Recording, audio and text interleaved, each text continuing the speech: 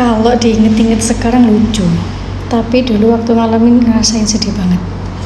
Nasib jadi mahasiswa PKL. Karena dulu aku kuliahnya jurusan keperawatan, jadi otomatis pernah praktek di rumah sakit. Aku pernah PKL di salah satu rumah sakit yang ada di daerah rumahku, rumah sakit umum. Kebetulan waktu itu ditempatin di salah satu ruang khusus untuk perempuan, rawat inap khusus perempuan.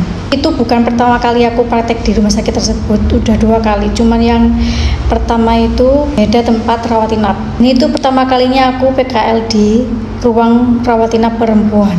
Jadi belum kenal sama sekali sama mbak-mbak perawatnya. Singkat cerita, waktu PKL hari ke-3 atau 4 itu baru kelihatan sifat asli perawat-perawatnya.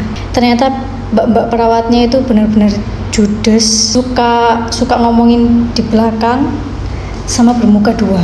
Dulu sih aku ngerasainnya itu kayak dikerjain gitu sama mbak-mbaknya. Misalnya disuruh beli makanan, disuruh antar pasien ke lab, ambil hasil laborat dan lain-lain. Itu sih emang kerjaan basic mahasiswa PKL ya. Tapi dia nyuruhnya itu nggak wajar, nggak sewajarnya senior nyuruh ke junior. Aku juga pernah dipermalukan di depan pasien sama salah satu perawat yang ada di sana. Cuma perkara pasang infus. Yang namanya mahasiswa PKL, pengalamannya kan belum ada, masih sedikit pengalaman, minim pengalaman gitu kan.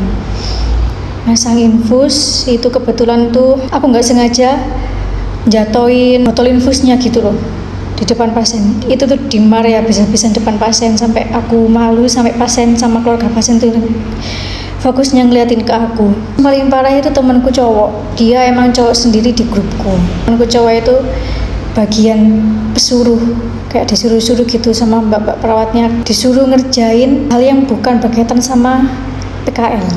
Aku kasihan banget sama dia, sampai dia seminggu full nggak istirahat, maksudnya istirahatnya itu kurang sampai ABH-nya kumat. Sumpah kasihan banget.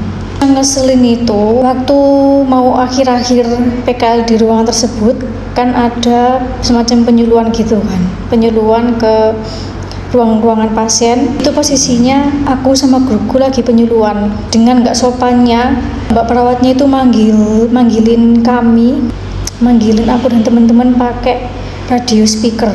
Jadi kan kedengaran semua di seluruh ruangan rawat inap itu.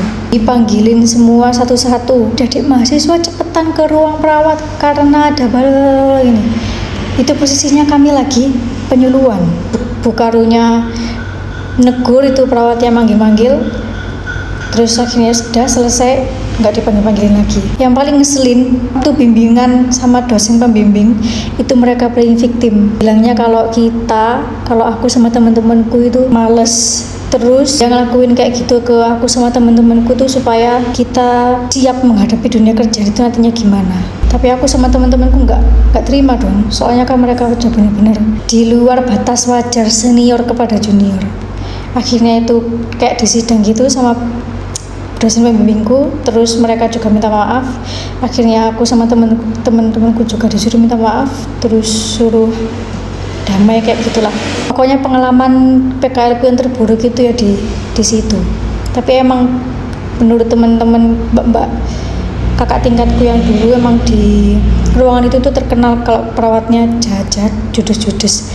Bahkan nggak sama mahasiswa PKL aja, sama pasien pun juga gitu katanya. Miris.